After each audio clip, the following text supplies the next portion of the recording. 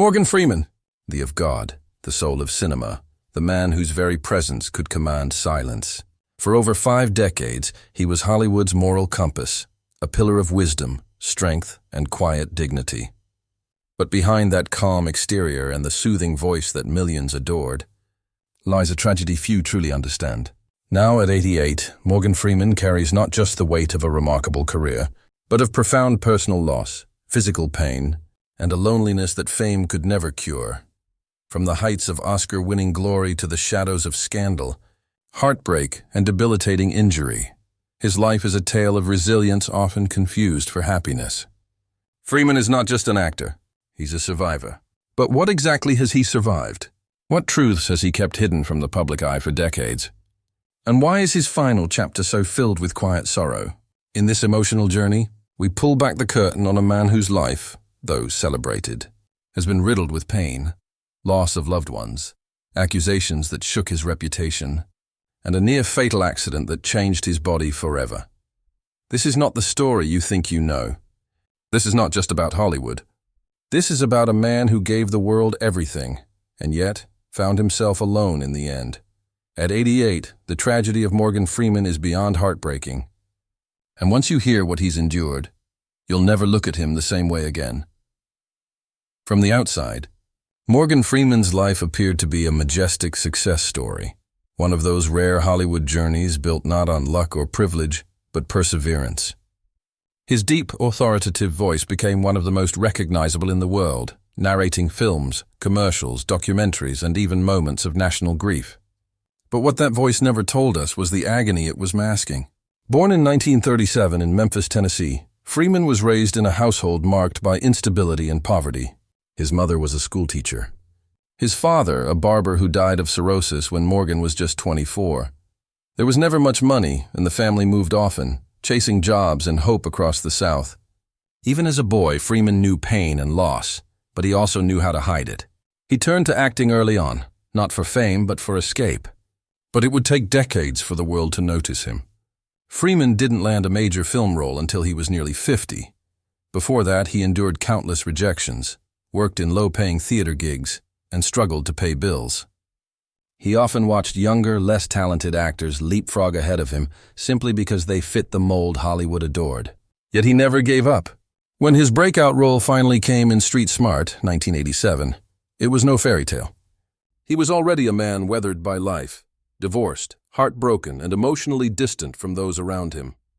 But still he smiled. Still, he showed up. And when Driving Miss Daisy and Glory followed, Freeman finally became a household name. Yet success didn't erase the trauma. In fact, the higher he rose, the more isolated he became. Fame for Freeman was a cold companion. He often spoke about the curse of being typecast, the wise old man, the moral authority, the angelic narrator. Hollywood praised his presence but rarely gave him range. He was celebrated but confined. And then came the car accident in 2008, a near-fatal crash in Mississippi that left him with permanent nerve damage in his left hand. The injury was so severe that he now lives with chronic pain every single day. His hand, now mostly paralyzed, is often hidden from the camera. He can't ride horses anymore.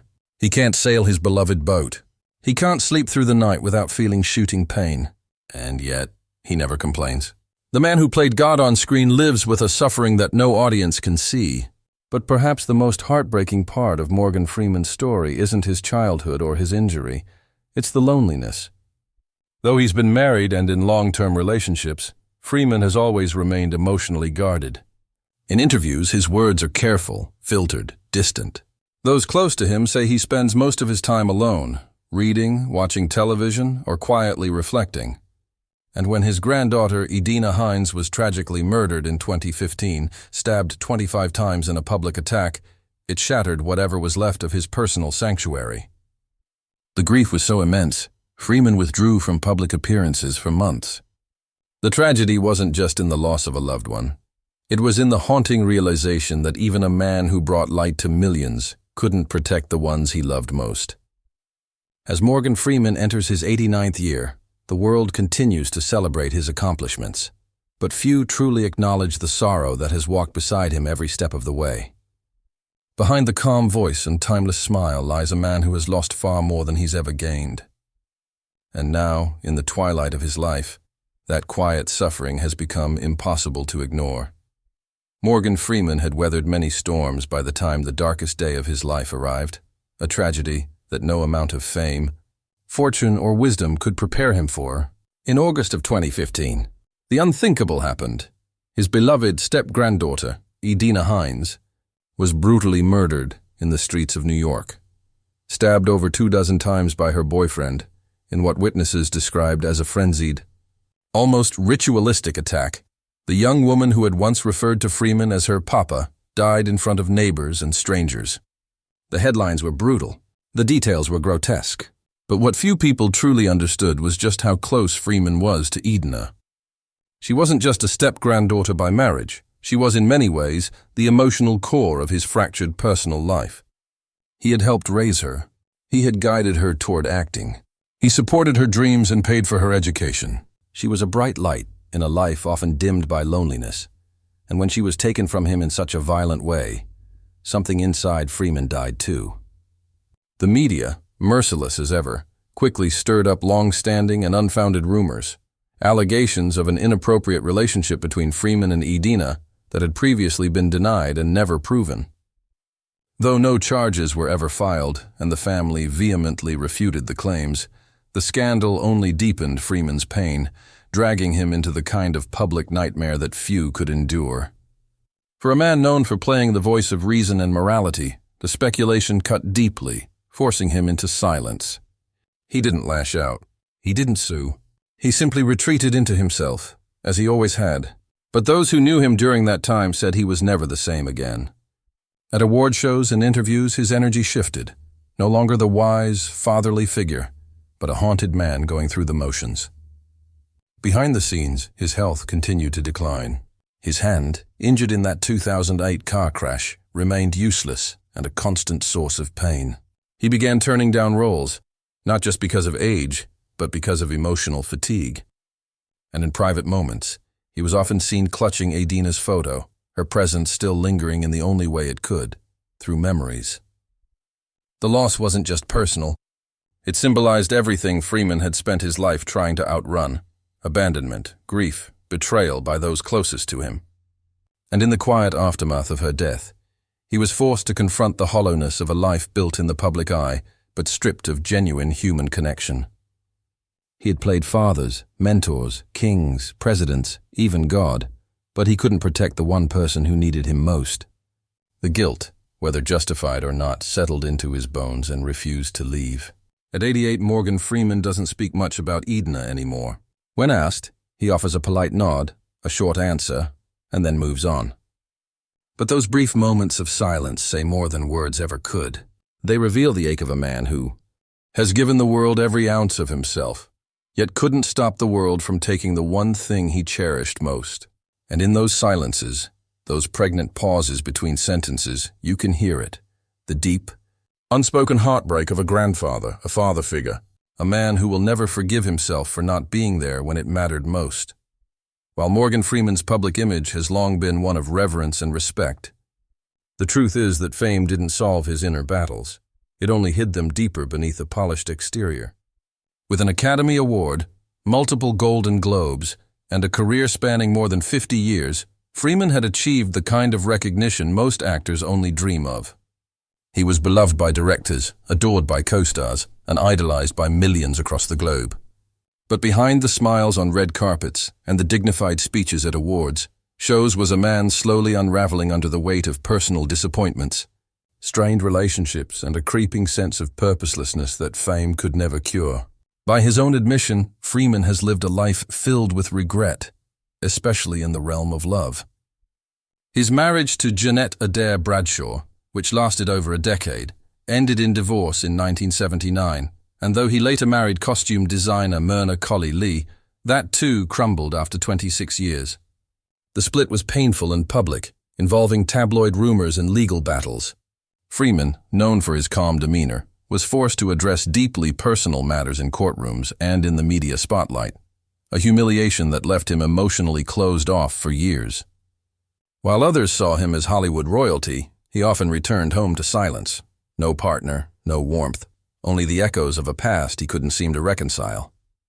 The scandal involving Edina Hines further tarnished his reputation, regardless of its veracity, casting a long shadow over his legacy and isolating him from many in the industry who once revered him. But even before all that, Freeman often spoke about the burden of being typecast, not just in roles, but in life. He once said, "People don't see me, they see what they want me to be. That's not living, that's performing." And perhaps that was the most devastating truth of all. Morgan Freeman, the man, became a product to be consumed. The wisdom he dispensed on screen became the expectation in real life. He wasn't allowed to falter, or grieve, or express doubt. He had to be everyone's guiding light, even when his own path had gone dark. It's no surprise, then, that in recent years, Freeman has pulled away from the spotlight. He rarely gives interviews. He turns down roles he once would have embraced. He spends much of his time on his ranch in Mississippi, far from the cameras and applause, living in quiet seclusion. The man who once narrated the human experience now keeps his own life hidden from view. And yet that isolation isn't just a choice, it's a consequence. The pain of losing Edina, the scandal that followed, the toll of aging, the chronic pain in his body, the erosion of his personal relationships. All of it has led him to a place of deep solitude. He may still appear in films from time to time, his voice still as commanding as ever, but the fire in his eyes, the one that lit up the Shawshank Redemption, $1 Million Baby, and Invictus, seems dimmed. Morgan Freeman has spent a lifetime giving voice to others, but who has ever truly listened to his? Beneath the surface of fame lies a man who has endured more heartbreak than most could fathom. And now, as he nears the end of his journey, that heartbreak seems to have become his most constant companion.